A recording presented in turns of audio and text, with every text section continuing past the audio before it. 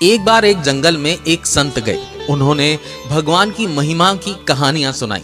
ऐसे में एक व्यक्ति उठा जिसका नाम रामू था। उसने कहा, मैं भगवान को नहीं मानता कि वो हमारा भरण पोषण करते हैं। इसी बात को सिद्ध करने के लिए वो एक जंगल में गया और वहां जाकर पेड़ पर बैठ गया और कहने लगा कि मैं अब देखता हूं कि भगवान मुझे कैसे दाना पानी देते हैं।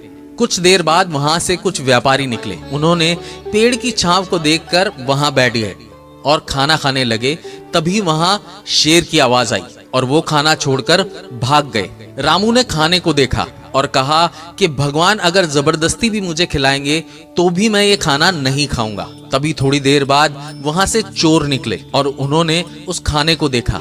जब खाने को उन्होंने देखा तो उन्हें शक हुआ कि शायद यहाँ कोई व्यक्ति है जो छुपा हुआ है, जो हमें मारना चाहता है और हमारा माल लूटना चाहता है। उन्होंने टॉर्च घुमाकर ऊपर पेड़ पर देखा तो रामू वहां दिखा।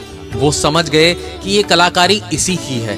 तभी वो लोग जबरदस्ती रामू को खींचकर नीचे लाए और उसके मुंह में पुड़ियां ठूंसने लगे और कहने लगे, तूने इसमें जहर मिलाया है और तू हमें इस खाने से मारना चाहता है, तो ये खाना तू ही खाएगा। सारा खाना खाने के बाद रामू की आंखें खुल गई और उसने तभी नतमस्तक होकर भगवान को प्रणाम किया और कहा कि आपकी मर्जी के बिना कुछ नहीं हो सकता। तब से रामू भगवान की पूजा अर्चना में लग गया। अगर आपको भी लगता है कि भगवान दाना पानी की व्यवस्था करते हैं तो कमेंट जरूर करें।